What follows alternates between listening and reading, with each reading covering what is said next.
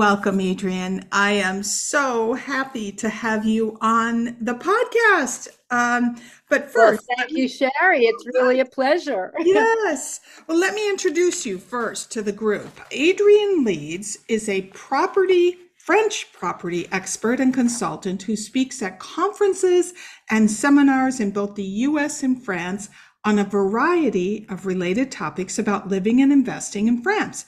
Her website, adrianleeds.com, provides a wealth of information for Francophiles and a full range of services related to purchasing or renting property in France. Adrian is the author and publisher of several weekly, I'm going to miss this pronunciation, Nouvellette, which is Very basically good. Nouvelles. newsletters, since 1998. And those newsletters, Nouvellettes, provide information on France. She is also best known as a regular agent on HGTV's popular series House Hunters International.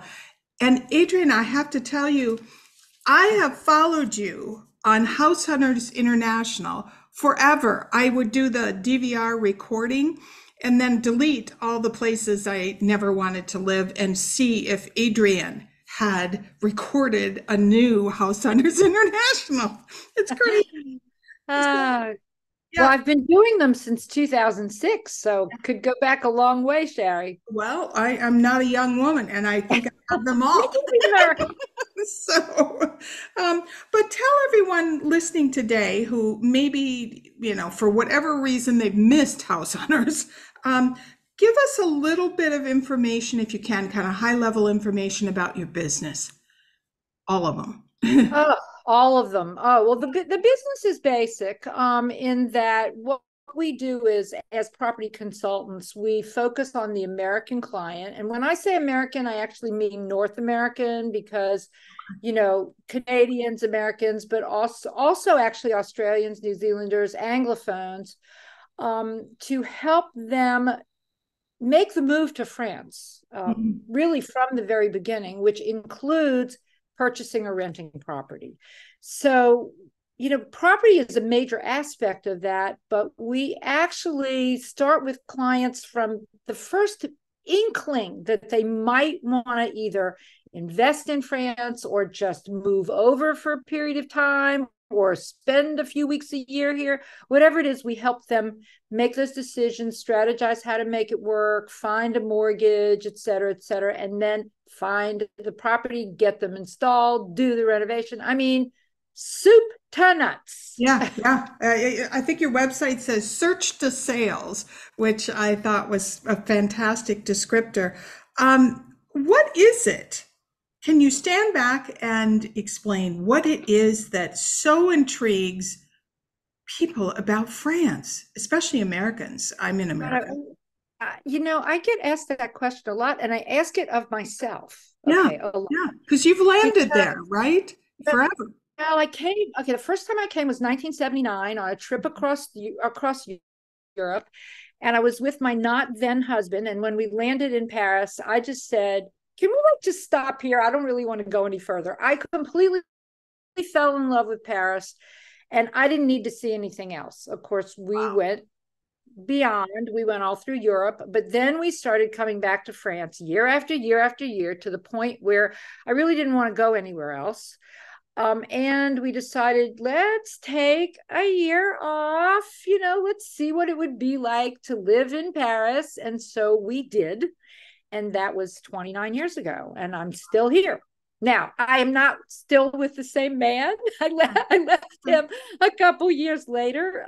He ended up staying for a while, but he's now back in the States.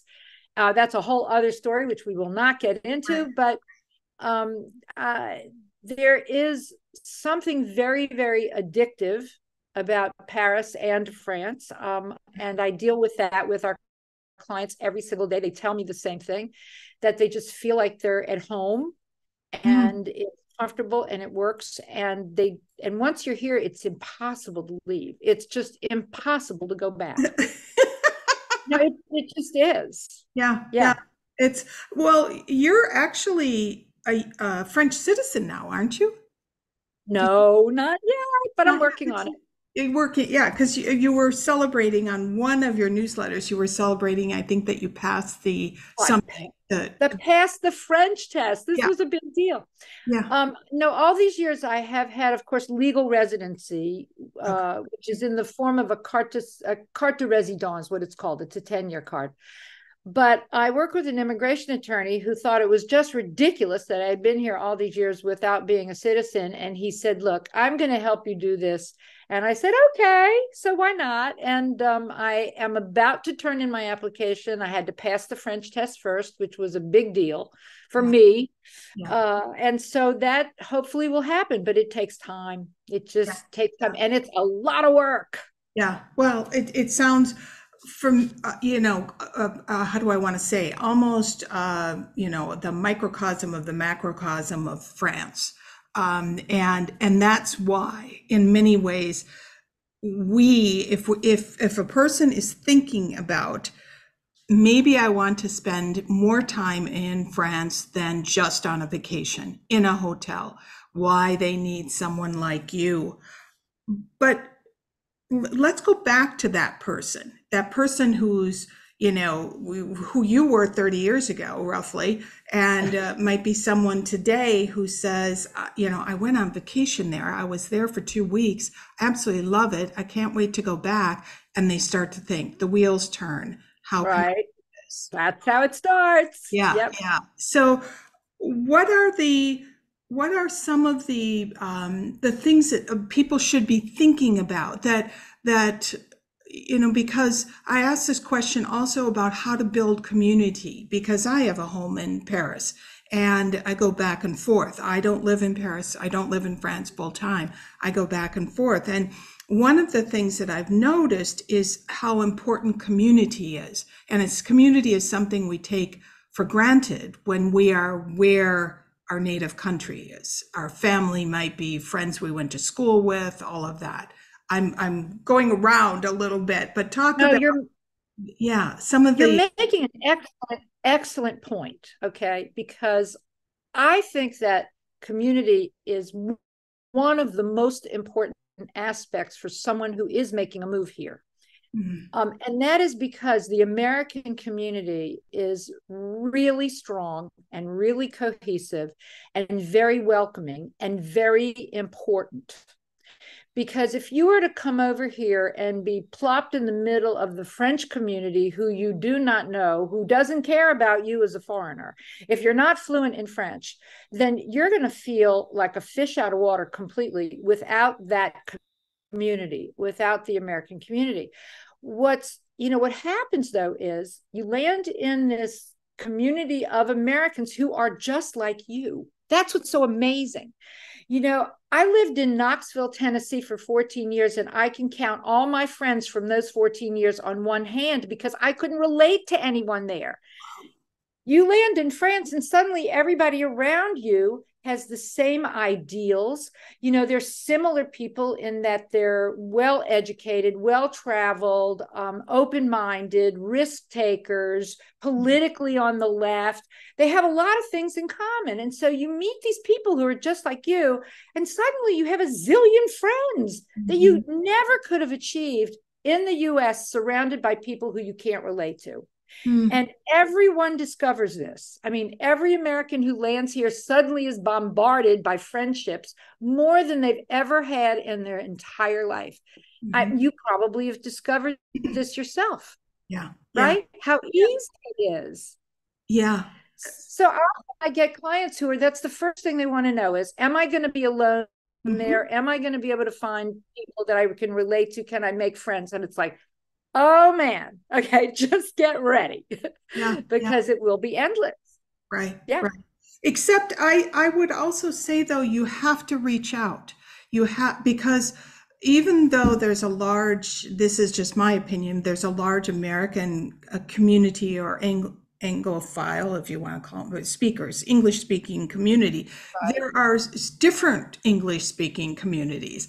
There are different American groups, and you have to reach out to find out where you land, where you Oh, feel most sure. comfortable. Yeah. Yeah, I agree with you, but there's so many organizations and there's so many ways to do that that it's really not difficult. And now with meetup groups and, I Yeah. mean, even if you just go to a book reading, an author's reading, you'll make friends at that reading. It's really easy. Mhm. So yeah, I agree that of course, you can't sit at home and just people aren't going to come to your doorstep and say, hi, I'm an American, I want to meet you. But, Right. Yeah, but yeah, you have to, yeah. it's not at all difficult. I Yeah. mean, yeah. Well, I love how you said too, though, that there is a commonality um, with the people who have made the decision to spend more than vacations in France. That there is a bit of that wander, the bit of the I want to leave what's comfortable and go someplace where I feel more comfortable. Definitely. These are people who are willing to take the risk, who are adventuresome, right? Mm-hmm. Open-minded, but they're also, they're not afraid of learning language. They're not afraid of meeting new people. There is that commonality, and it's Yeah. one reason it makes it so easy. Yeah, yeah. Talk about the language, because I myself, I do not speak French. I read it reasonably well, but I do not speak it. I'm terrified. I'm like deer in the headlights if somebody talks to me in French. Truly, I can do well in my class, and then as soon as I'm out and about, oh my God. But talk about that because there's a part of me that wonders, can you, and I'm sure other people are thinking this too, can you integrate within the French culture wherever you live? And is that an important thing to think about when you're thinking of where do I want to land if I don't speak French? Okay, so I'm going to take this in different parts, okay? Okay. Because I did not want to sit in a classroom when I arrived in France. And so I ended up creating a French English conversation group that I ran with a partner for 20 years. And that is why I speak French. I do not read or write, which is why I was very terrified of this language test. Yes, yes. Because what I missed by learning how to speak was, the grammar and the written and the reading. I would recommend to you to go to conversation groups of any sort so that you can just get it out of your mouth. When you do that, you're with other people who are in the same situation you're in. They're just as uncomfortable as you are. And so it makes you feel more comfortable, right? And easier. And what I got out of it myself was not to be afraid of the level I had and just to put it out there. And if I didn't know the word, I would just ask, comment dire quoi, quoi, blah, blah, blah, and apologize for my bad French and whatever. And you get by and it works, Yeah, yeah, and it's fine. I do think that learning French is an asset, but it is not absolutely necessary. The okay. French, more and more, speak English. They are teaching the young from a very early age to speak English, and so the young all speak it now. It's not absolutely important that you speak fluent French. It will make a difference to your life, and yes, you will integrate better with the French if you speak French, and if you can joke with them, you can hold the conversation, okay? Mm-hmm. But the truth is that my world is mostly North American. Mm-hmm. My French friends are the kinds of French who have lived in the US, are fluent in English, are more international and more open-minded. So they fit that description anyway. Mm-hmm. And that's really who you can expect to be your friend, Right. because the other friend, the French, they have their friends from high school, they have their family, they're not Yeah. interested in you. I mean, unless you're working side by side with them or in an organization, you can't expect to just meet them and become close friends. It takes time. It's Mm-hmm. just the way it is. Yeah, very good point, though. Now that I think about it, often the French friends that you make will be that subgroup of French people who actually are interested in, they're sort of like the American that ends up in France. they're interested and have lived and spent time in America or work with American people, businesses, whatever it might be. That's right. Yeah, yeah. And they are the best because they really understand when you commiserate, when you complain, Mhm. or you're confused about cultural aspects, they can really help you a lot. And Yeah. they'll understand it because they went through it themselves on the other side. Interesting. What are some of the I want to say cultural differences that you probably have now incorporated and embraced and don't even see? But if you stand back from it, what are some of the differences? How much have we got? What did you say? I said, how much time have we got? Have you got all year to talk about this? Yeah. No. Okay. I'm going to impart a bit of my wisdom that it took me Yeah. many years to learn. Um,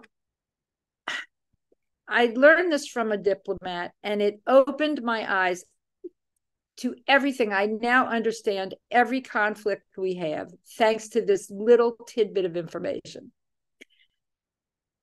English law, which is what the US is based on what's forbidden. And Napoleonic code is based on what's allowed.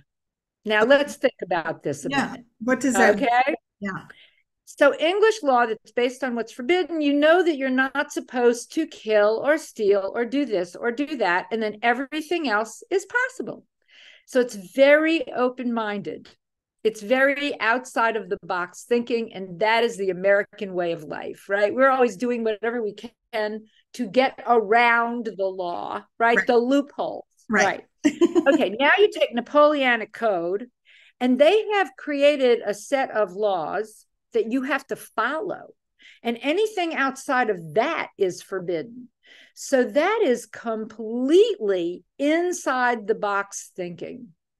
Okay, so just take these two ideas and realize that here's this out of the box thinking butting heads with the in the box thinking.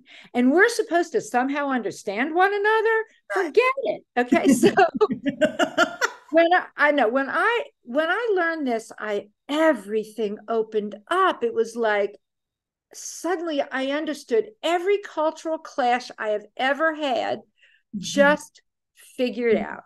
Mhm. And this goes back to, the minute a kid lands in school, he's taught to follow the rules. Yeah. They are taught to become the sheep that they are. Okay. And it's hard for us who are not even in the pen at all. No, Okay. no, Complete, exactly. we're cowboys and Indians. Okay. Yeah. So, we're having a real hard time dealing with that. Yeah.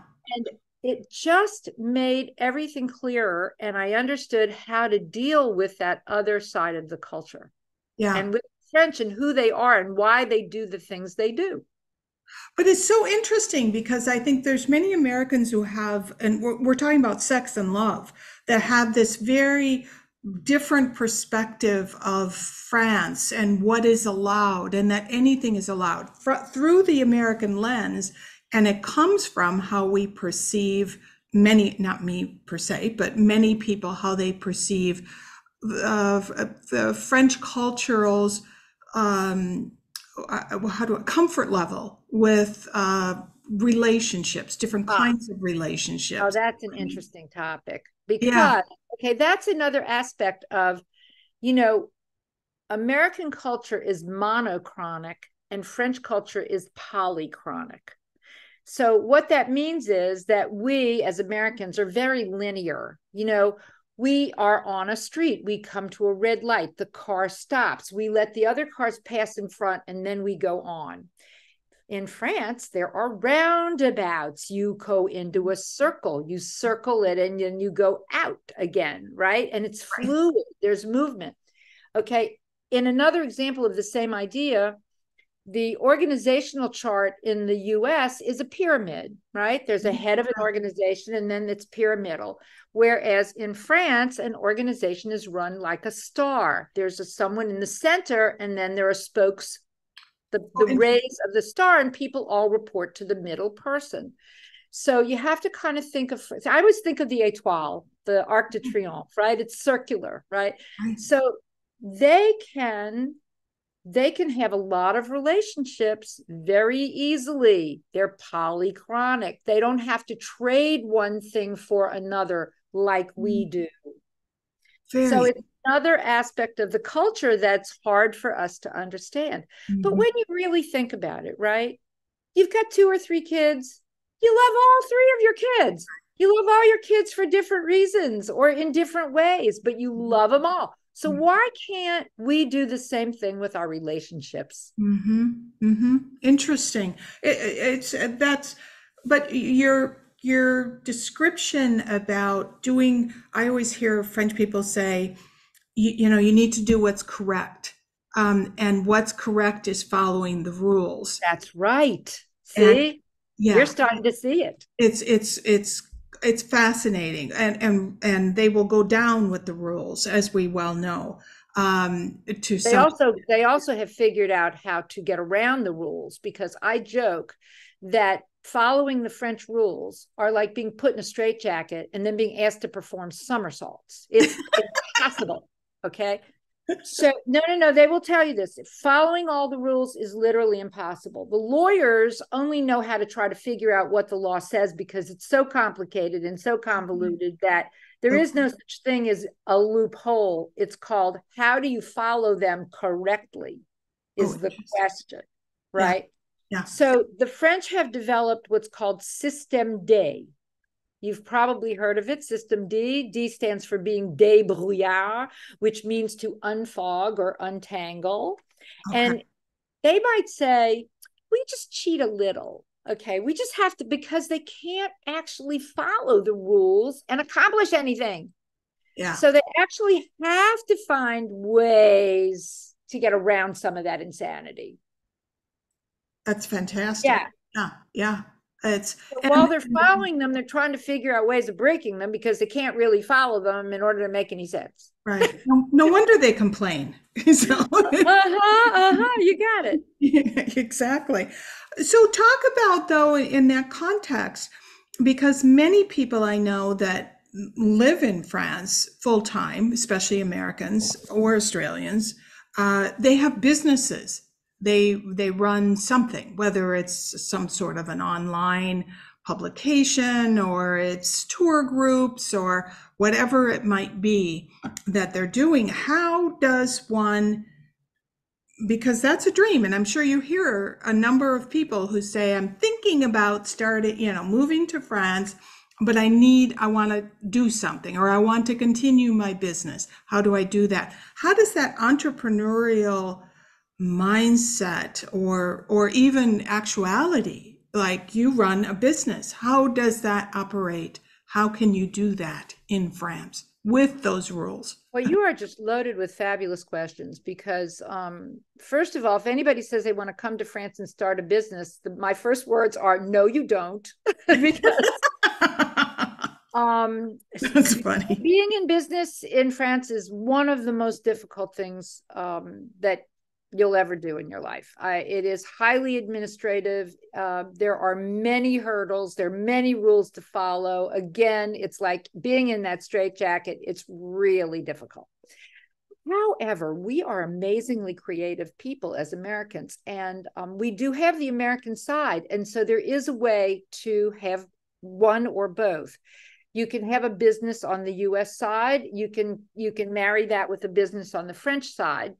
Okay. And then you have a lot more freedom because you have both sides. And I contend that because we're out of the box thinkers, we can outthink the French. Mm. Now, they probably don't want to hear this, but we can be very clever where they weren't taught to be clever. Mm-hmm. And so once we understand how to play the rules, okay, and we've got the US side of thinking outside of the box, we can actually really make the most of it. So we can do better than anybody else as a result. Interesting. Yeah. In so many of the people that you interview, the people that I have met that I'm sure are part of your friend group have businesses that are operating, obviously. And Yeah. Yeah. right, Very. exactly. I will say though that you can run a business that is based in the US completely legally. There's nothing wrong with that. And the bottom line is all about tax reporting. And there's a tax treaty between the US and France, so you don't pay tax on the same money twice. Right. And so there's really no reason not to do it. You just have to set yourself up correctly. And I teach my clients how to do that all the time. I love this. Yeah. So there's another aspect of your business that, helps people to create the life they want. If they want to be a part-time resident or a full-time resident of Well, France. I hear it almost every day, because I do consultations almost daily. And, people want younger and younger people now want to make the move. It used to be that it was really only retirees who could afford to come over. Okay. And the political situation in the US is such that the people wanting to make the move are getting younger. They're kind of seeing the writing on the wall as what's going on in the US, and they want more opportunity for themselves. They want to be in a place that fits. Someone last night just said, I wanted to live in a place that fit with my moral convictions. Oh, interesting. Okay? Yes. And so I understand that. And they're so young, though, that they need to find a way to make this work. They can't just live off of a pension. Right. Exactly. So from the get-go, I go, okay, here's how we're going to get you set up. And here's how you're going to do it so that you can legally, do what you're doing in France. Yeah. Yeah. So, talk about though that first step, someone, because I think it's very difficult for someone who's living in the US to say, oh, I'm going to do this, I'm going to buy a property, I'm going to go back and forth, unless I have already experienced, like everything, you have to go in and kind of prototype it, if you want to call it that. Would you recommend that people come in and rent for a period of time and then move into purchasing? No. Not necessarily. Okay. It really depends. Some people want to make the purchase early on so that they use the property from time to time until they can move into it full time, because they want to make the investment while conditions are particularly good. Other people want to rent for a period of time and then buy later, or rent forever because they just don't want to own property anymore. So it really runs the gamut. Okay. But you help people with all of that. All of it. So you help them actually figure out maybe what is the best option for them. Actually, it's one of the things that I do that my compatriots don't do. The other people out there that might perform similar functions for property don't do the kind of consultations I do, because I'm a strategist. Yeah. And when someone comes to me and says, okay, here's my situation, right, and this is what I have in mind, then I can take them from just those beginning rumblings in their head to actually a plan that makes some sense, so that they can put one foot in front of the other and reach their goals. Okay. I love that. Yeah. It's the most fun thing. Yeah. And to watch it happen is just fantastic. Well, and from the consumer's perspective, the potential buyer's perspective, it's great because you're actually customizing the entire process for them, for whatever their particular needs are. Well, yeah, of course. But it's also that because of the experience I've had, listen, I didn't have a me. I had to figure it out. I got here, I wasn't working. I didn't have a working visa for 10 years. I didn't have the right to work. I left my husband with no money and with my daughter. I had to survive. I couldn't bear to leave, and I had to figure out a way to make it work. And I've been through it from beginning to end. And that's really helped. And along the way, I've learned all sorts of tricks of the trade. And so I impart that on my clients, and they can end up walking away with my 30 years of experience in a nutshell, that we've talked about in 2 hours time. Yeah. But otherwise they'd be out there crowdsourcing, getting all sorts of conflicting information, and then not knowing what to do and just being confused. And I see that all the time too. Yes. So talk though about, because again, this is why someone needs to work with you. Talk about what the real estate process is like in France if they don't have a U. Well, it depends on if they're renting or buying. Buying is a lot easier than renting, Okay. believe it or not, In because France. first of all, there's not a lot of inventory in most of the major cities. That's part of the problem. They have a real housing shortage. Okay. And because of the housing shortage, it's not easy to find the property. But even more difficult than that, for the renter, the laws favor the tenant, and therefore the landlords basically get screwed. Because the landlord gets screwed, the landlord screws the tenant. So it doesn't really work very well. It's not a balanced situation. And that makes it really difficult, not only to find the property, but then to get the landlord to approve you, a foreign tenant, who they don't know from, from anything. Right. They have no way of attaching their finances and other things to approve that tenant. And when there are 10 or 15 people wanting the same apartment, whose dossier do you think they're going to accept? They're going to accept the young French couple who have a CDI contract, which means they can't get fired. Yeah. Right? Right. That's who they're Right. going to take. Right. So we have to beg, Yes, borrow, yes. steal to get our clients' properties. But so if you're on your own trying to do that for yourself, you have no clout. They don't know who you are. They don't care. Mm-hmm. If we're doing it, then we walk in and say, we have a client who has hired us to do this work. That already speaks tons. It gives you a lot of clout Okay. because it says, okay, this is a serious person who has money, who has hired these people to do this. Mm-hmm. And we can advocate for that client and be more successful than if you're on your own. Mm. It's still hard as hell. Yeah. Yeah. The Hard renting, the renting process. renting. Okay. Okay. Right. Purchasing's another story. Yeah. Talk about purchasing though, because you also have this option, fractional ownership. And to me, fractional ownership almost looks like timeshare. Well, it's almost the same, except that with fractional ownership, you actually own the property. You don't just own the time. The time. Okay. But talk Right. about who those, what, that process, one versus the other. Okay, well, to purchase your own property is pretty straightforward, Right. relatively just like anywhere else to a point. Okay, clearly the system's different, the laws are different. It takes a lot longer. But, we go out there, we search for properties, we find, lots of things that fit our clients' needs and desires.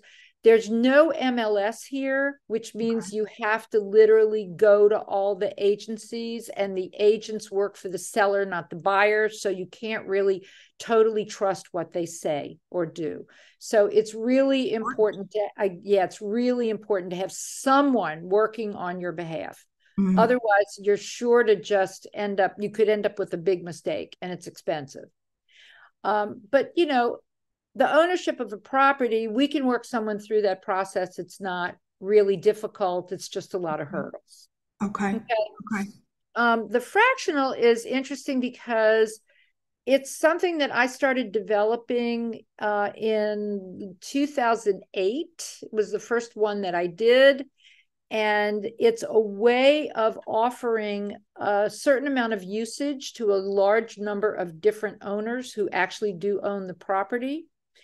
But that way they can walk into a beautiful property with their suitcases. They don't have to do anything at all, enjoy the stay and leave, but they have an investment that can be resold. So Okay. the properties we develop, we have a particular calendar. We like a usage calendar that is 4 weeks a year of usage, so that there are 13 owners, right? 13 times 4 is 52 weeks. Mm-hmm. It's 2 weeks, and then 6 months later, 2 weeks, and then the following year it rotates by 10 weeks forward, so that every year they have 2 different seasons. And over the course of 13 years, it fully rotates. Wow. And they can trade their weeks with the other owners. So it's highly flexible and it's fully rotational. Yeah. It really works great for the American owner, because Americans, do they have more than 2 weeks a year where they can, 2 weeks at any one time that they can vacation? Rarely. No. Right. So it works very well for our American clients. And the properties that we do are, they have to be top notch. They have to be stars. They have to be absolute jewels. And then they have to be well managed. So, you know, they have to be in great locations, beautifully decorated and maintained. And that way the owners are really going to enjoy the properties. And this has been, for us, it's been very successful. Yeah, yeah, I love it. And I'm assuming your clients love it. The people who, so someone manages that property, someone is in charge of Well, there's a board of directors, there's a Mhm. membership, you know, a co-owner group, just like a building. It's Yeah, like a building, except yeah, that it's one property, yeah. right? Oh, that's And interesting. then we can manage it. They can manage it on their own, or they can hire someone else, but we can also provide the management. What's really fabulous, though, is the resale of the shares is very easy. And I've never sold a share that was not sold at a profit. So it's really an investment. Yeah. And then the only cost that you end up having is whatever the annual dues are, the annual fees. But Mhm. meanwhile, you've had the use of the property. Yeah, yeah. You'd never reproduce. If you were renting a property like that, it would cost you a whole lot more money. Yeah, yeah. And Well, and because also just for oh, Americans, the real estate taxes are much, much lower in oh, yeah, I'm in Paris, and even in Paris, right. they're a fraction of what they are. I live in Boston. And even the we call it an HOA in the US. The Right. HOA, if you want to call it that, is also significantly lower. Which, I have discovered over time that French property taxes are about 1/10 of what they are in the United States in Mm, general. okay. Yeah, And and the homeowner association dues are considerably lower, yeah, considerably lower. The carrying costs on a French property are like nothing. yeah. In comparison, Yeah. yeah. Yeah. Even utility, it sounds strange, but even utilities are significantly lower. Oh, yes. Every time I tell a client, you know that internet and your TV and your telephone, the one that costs you $200 or $300 a month, Yep. it's 35 euros a month. Yeah, yeah, it's incredible, and they will actually apologize for how much they have to charge you, and you're sitting there as an American thinking, let's see, if I add my cell phone and my cable, you know, I'm probably pretty close to almost 500 a month in the I hear US. it. You know? Mhm. Crazy, absolutely crazy. So talk about you. You know, here you are, a single woman. Not that you don't have many stars, so to speak. But what is it like to be a single woman of a certain age in France? And you're both in Nice and Paris. What's it like? Well, I can only speak for myself, obviously. Mhm. But I quite love being single and footloose and fancy free. And I have not sought out any kind of regular companionship, uh, because once I divorced, the freedom was just too good to be true. And I could Mhm. never have done all the things I've done if I were in a relationship that, you know, where Oh, you have to compromise. Unfortunately, that's basically the truth. yeah. Um, have no shortage of a million things to do and zillions of friends, and so I'm not ever lonely Mm-hmm. Mm-hmm. or in need of any of that. And I have a lot, you know, I know a lot of people who are my age and feel the same way I do. You know, one of the things though about being in France is that when you are older, you are not invisible. And Interesting. it's, well, yeah, it's, you know, age is not as detrimental in France as it is in the United States. You know, well, you know, you walk around and you see women of all ages who are still dressed beautifully, coiffed beautifully, nails are done, they're out there. They might be 100 years old, but they're going to look great and they're going to look like women and they're going to wear skirts and they're out there, okay? And they're still getting whistles. So, I mean, It looks, you know, the head to toe look, yeah, you know. but you know, but it's okay to behave like a woman in France. Mm, So that's another interesting aspect. When I'm in the mhm. US and I put on a dress, you know, someone will say to me like, "Well, why are y'all dressed up? Where are you going?" And I'm not going anywhere. I'm just dressed. Right. Right. Isn't that interesting? because I agree. because we pay, the French and women in general in France pay more attention to who they are and how they look, Mhm. and they're not afraid of being women. They're Mm. not in that same battle that women are in the United States. Talk about that. I Why? know it's interesting, right? It is. Because I mean, but look at what's happening in the United States with Roe versus Wade being overturned. For Mhm. crying out loud, Mhm. why are we losing our power there? That is just Yeah. insane. Yeah. Okay. Now, the women in France don't have the same sisterhood that American women have. Or You claim to know, have. they remember the rules. They also have the roles. The women play certain roles. They Oh, were never the big feminists that American women were, because they followed the rules and their roles. So it really is different. But there are many more women in power in France, especially in politics, you might notice, yes. right? Yes. They've gone further. Whether they've figured it out through their manipulation, or even if they have to wear that sexy dress to get the vote, whatever it is they're going to do, they're going to do it. Yeah. It's really And fascinating. yeah, it's really fascinating. It is. It's interesting. Goofy story I'll share. I was walking on Rue de Rivoli one day, and there was right outside of the Louvre. There were three policemen. One was a woman, and they have absolutely the best. I always say the best hats and of uniform hats of anywhere in the world. Uh-huh. But they're standing out there, they're directing traffic, and another policeman comes down Rue de Rivoli on a motorcycle, and the female cop, as we call them in America, Flick, stands a flick. out on Rue de Rivoli and does a little woo hoo hoo hoo. You would never see that. I was like just dumbstruck because I No, an thought you would American woman never, cop would never do never. that. Yeah, Right, yeah. And yet she went right back to her job and, just like she had prior to it. And I thought, how interesting. It's the microcosm to some extent that she's right. comfortable with her being a woman and yet doing her Femininity. job. Yeah, yeah, She's comfortable with her femininity. yeah. That's right. Yeah, it's Right. fascinating. It really, and I think to some extent, and tell me if you agree or not, that that's part of what, as women, when we visit, we can't maybe put our finger on what is different, but we feel different. We are stepping Well, into our femininity in a way that we never do. and why? Because men are not afraid to acknowledge the woman, because they're not going to be blasted for harcèlement, harassment, right? I mean, Right? American men must be scared to death to say anything to women at this point. Let's Yeah, face it, yeah, right? yeah. But I walk down the street and some totally random guy will just make some comment about how nicely I'm dressed. Right.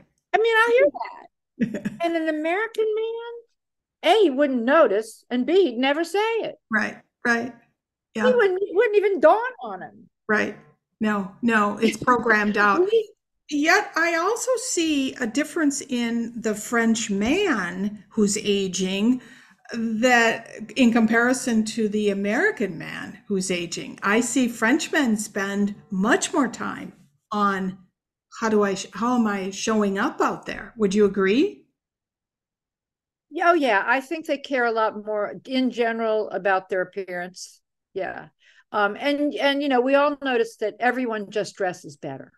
They They're do. not in their sweats. They're not. They're dressed. They're Yeah. they're dressed in respect to the city. Yeah. That's yeah. And where that comes from is, to me it's fascinating because I think it starts when they're very little. That and it is not a self-absorption, if you would agree. It's more that it's the respect for the world around you, that you show up as your best presentation, if you want to call it that. Have Would you ever you looked agree? at French kids' clothing? Have you ever noticed it?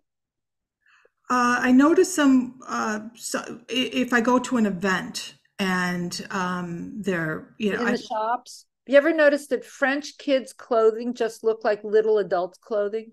They're not like, it's not like kids' clothing. no, It's no, there's no Mickey Mouse sparkle. all over the place. Yeah, Okay. there's no sparkles. Yeah, No, it's just, they're like little people. yeah, yeah. So I they're would agree. dressed like adults, but in small sizes. Yes, You ever yeah, that's notice really that? interesting.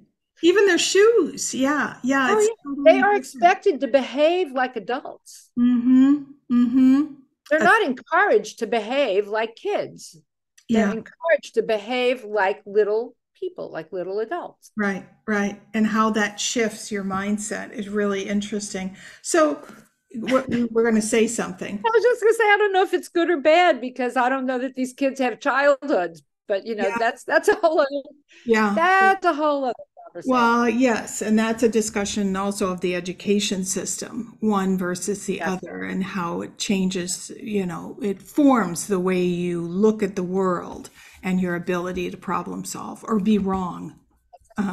What's interesting you say that because the word for education in French is not éducation, it's formation. You form a child, you don't educate a child. Oh, interesting. Oh. Yeah, yeah. A totally different perspective. Uh-huh. They start them young. Um, Yes, they do. yeah, very young, very, very young. Um, so when you go back to the US, you still have some family, extended family in the US. What is different in how you take care of yourself, besides putting on the dress, how you take care of yourself versus how the typical American woman takes care of themselves? And I ask that question because there's an awful lot of women in my circle who actually listen to this podcast who want to embrace more of the French woman's self-care, even though they're in the United States. They want to shift what has gone on in the United States for an older woman. A woman, an older, I mean middle-aged and above, 40 plus. I don't know that I do anything particularly different, actually. Well, you I wear never, red I, lipstick. well, lipstick. Okay. I've always worn bright red lipstick. Okay. It's Okay. always been there. Um, yeah, I'm not sure that there's really much difference in that. When I Hmm. did, when I moved to France, though, there were hardly any nail shops, Yeah, I would agree. and now they're everywhere. Yeah. So I've watched that change. And the Hmm. funny thing is that I go into my French manicurist and I have what's called a French manicure, right? Yes. And this was invented by an American. Yeah. Um, Of course. but they advertise that they do the American manicure. So it's funny that Americans promote the French manicure and the French promote the American manicure, and it's Yeah. all mixed up. But they're all doing it now. That the French have definitely come a long way when it comes to that. I would think the only thing is that we definitely they want to present themselves in a very natural way, so they don't use colorful makeup, Hmm. and they just they don't whiten their teeth so that they don't look real. They want everything to be more realistic looking. And Yes. when I go to my shops and say I want to whiten my teeth or I want really white nails, and they go, "Oh, like an American?" I go, "Yeah, uh-huh." That's That's because I am one. It's okay. Yeah, that's very interesting. But there are all of these little shops all over. I see them in Paris, and they're like skincare shops where you go in and have massages or treatments or facials or whatever. They're not plastic surgery, but there is. What are they called? You know what they? Um, uh, yeah, but I know what you're talking about because there's zillions of yes. like Yeah. all sorts of beauty care products that are bio, right, organic, or all those Mhm. other things, and Mhm. that has really sprouted up in the last 5 to 10 years. Okay. Okay. That's relatively new, but the French have always been famous for their what's called parapharmacy products, parapharmaceuticals, Okay. right, all the skincare companies. Mhm. Mhm. So Yeah. they've always been famous for that. Their pharmaceuticals are fantastic. Yeah. I will tell you though, I do have a secret that I will impart. Ooh, I love Uh, sea. because I am told very regularly that I have really good skin, Mm-hmm. and I'm 70 years old and don't have the little lines and wrinkles that most people my age have. I discovered many years ago a product called Biafine, Biafine. Okay. Biafine, Biafine. It is a cream that is designed to heal burns. Oh, And it's miracle cream. I swear. You get a burn, you put it on, it's gone. You can watch the burn heal before your very eyes. good And it's a God. French pharmaceutical product.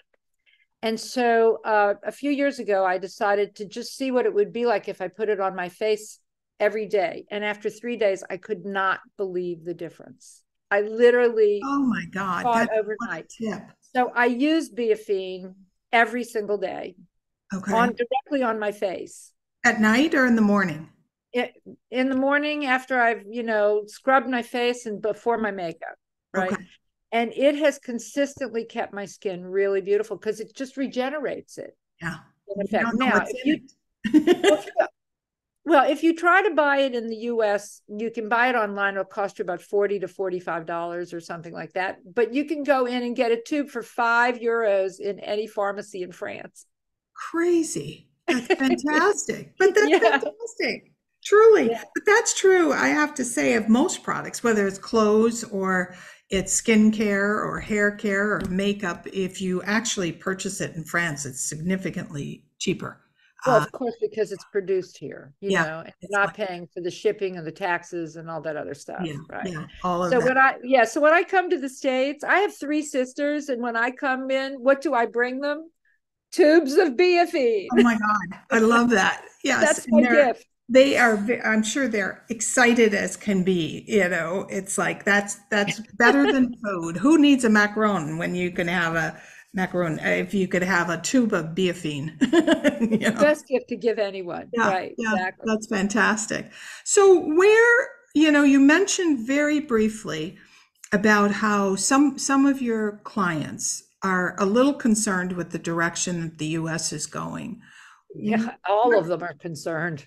So where's France headed? What's going on in France? And I know this is just your perspective, but what's different? Because one of the things that happens in the news is they love protests, and I can't tell you how many people. Always have. Yeah, but how many people sent me text messages, "Are you okay?" Or would call on WhatsApp because what was shown in the US was that, it was anarchy over Well, the. that's the media. Yeah, The media takes that small amount of footage or their sound bite and they run it over and over and over again. right. And it makes everyone think that there's, rioting in the streets or Paris is burning Right. or God Yeah, only knows exactly. what. Yeah. Okay. So you have to always take the media with a grain of salt because it gets exaggerated. No question about it. The French love to have a voice. They use their voices. They're out there protesting. It's not a big deal. It's not normally violent. I mean, there have been times where the crowd can get out of hand, but it's usually not the protesters. It's usually someone else who's actually taking advantage of the situation that Mhm. does that. Mhm. I certainly don't fear it. I live near Place de la République in Paris, which is where all the manifs start.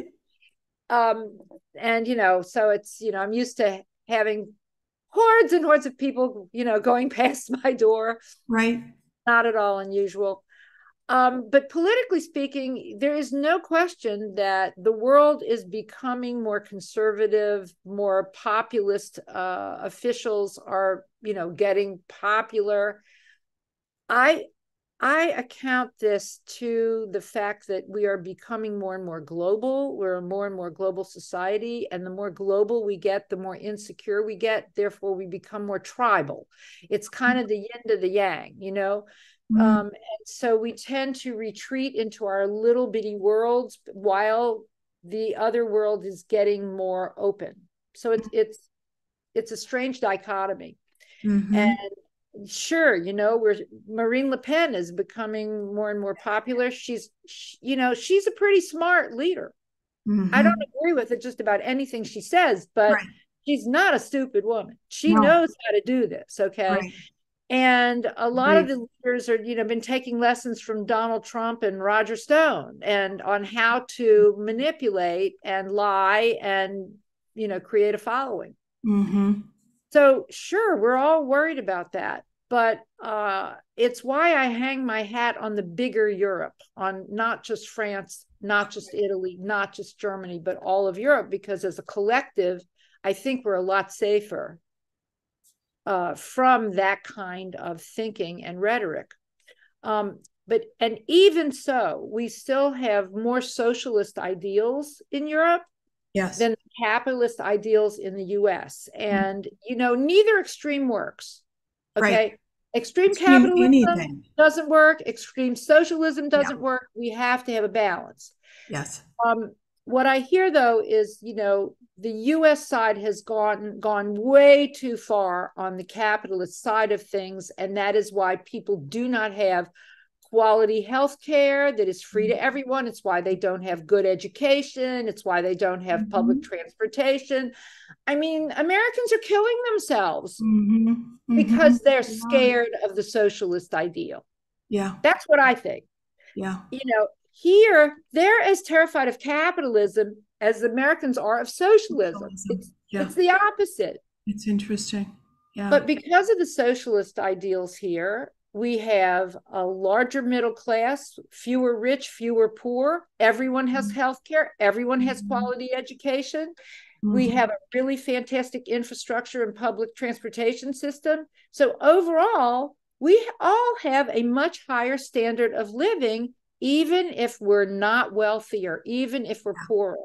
Yeah. And that's one reason so many Americans are flocking to France. Interesting. It's really appealing. Yes, yes. Well, and also that is the group that is getting squeezed in America.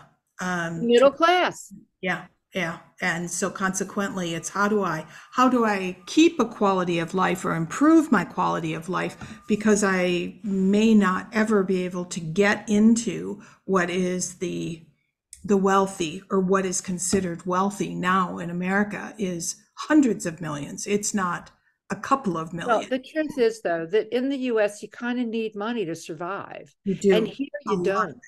Yeah. Here you don't need money to survive. Yeah. And have a good life. Not even, absolutely. not even survive, but have a good life. Yeah. It's really. I mean, even the poorest people have a certain level of quality. They all have medical care. They all have good education for their kids through college. They have, they all have good public transportation. It's a big deal difference. Yes. Well, and all the cultural pieces that are there, such as museums and whatnot, that you can visit as a free of charge. Yeah. Fête de la Musique, a national free festival, 21st of June. Everyone gets to participate. Sure. Yeah, it just goes on and on.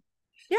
So in closing, Adrian, all the protests were, at least communicated to the U.S. as it was increasing the retirement age from 62 to 64, which makes Americans laugh. But they're spoiled. They're spoiled. Well, and maybe it was more complicated than just the 62 to 64. I'm sure it was. But talk about you, because you're the face of Adrian Leeds. You are adrianleeds.com. And you just said you're 70 years old. Where are you going with all this? Or do you foresee yourself continuing in business? And if so, what does business provide? What does that business provide your life that's your joie de vivre? Sharri, I have to tell you, you have an amazing list of questions here. Okay. I'm sorry.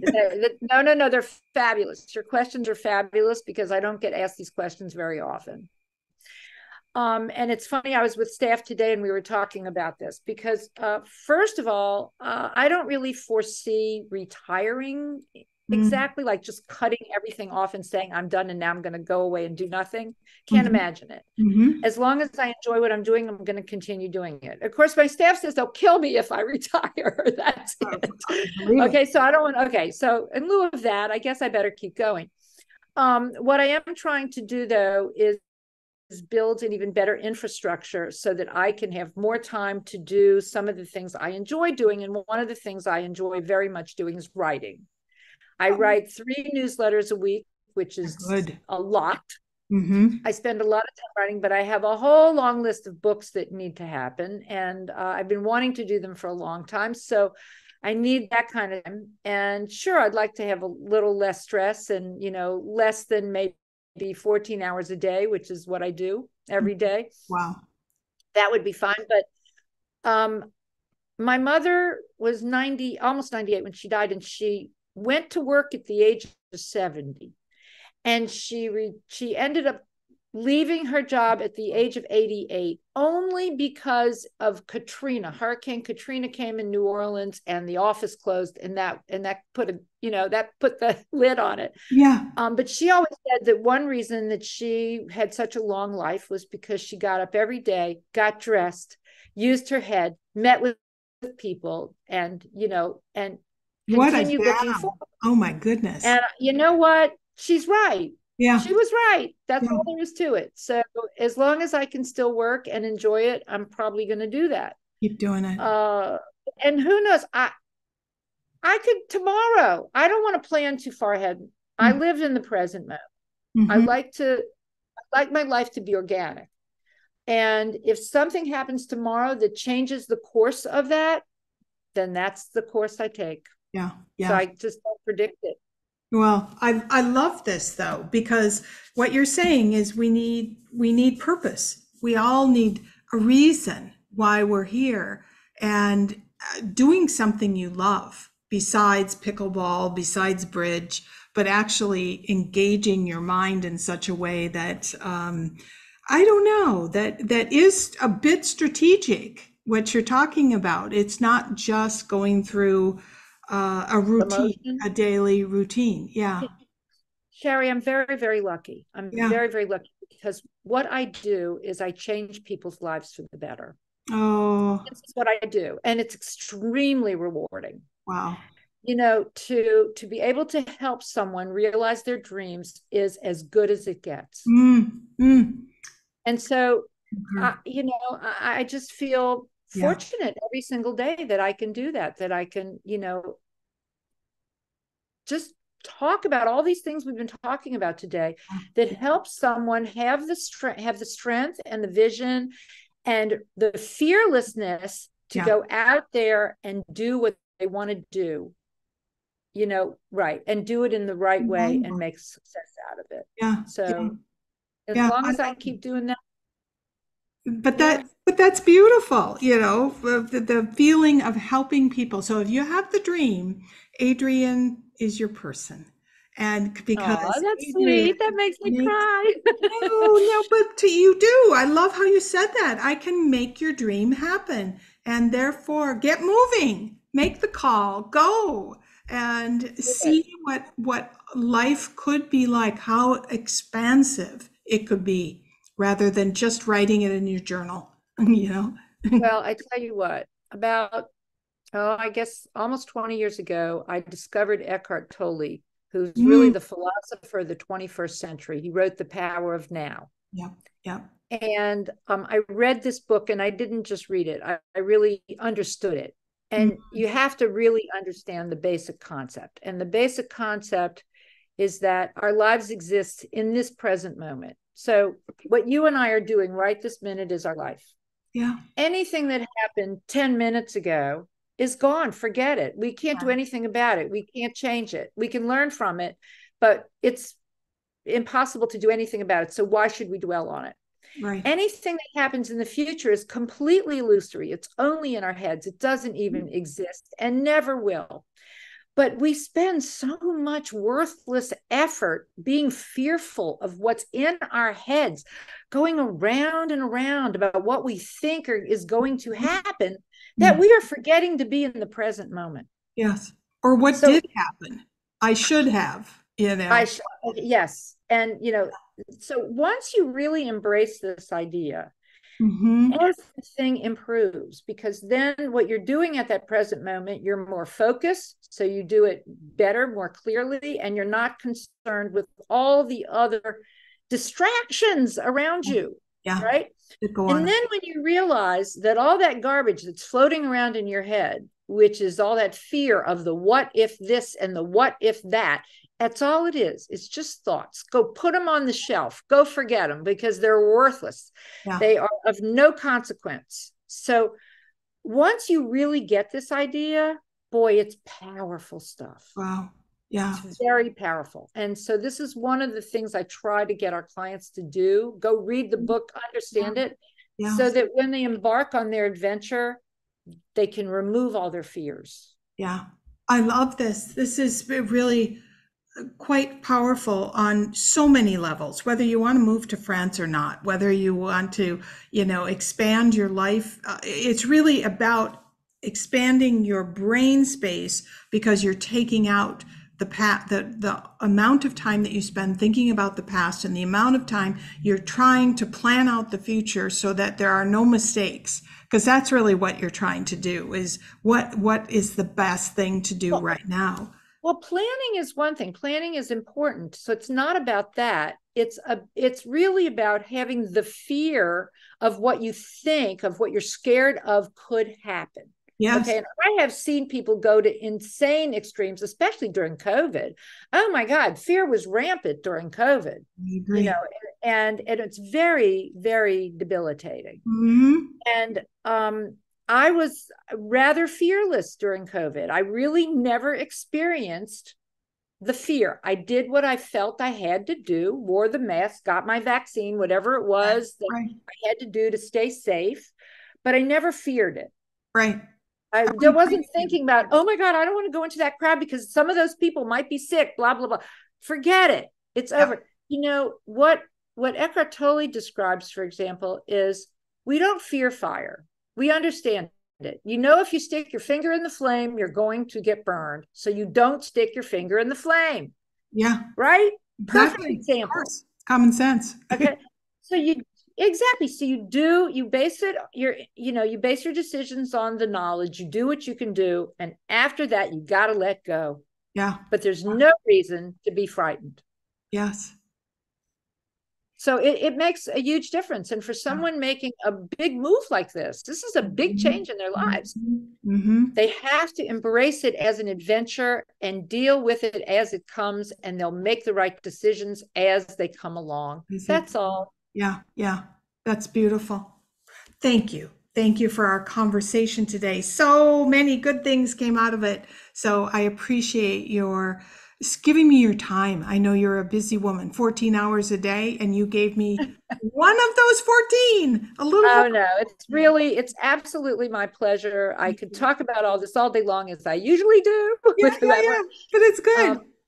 and I'm just, I just hope that some of this is helpful Yes. to the people out there. How could it not be? So thank you. I appreciate it. Thank you, Sharri. You have a great rest of day. You too. Okay.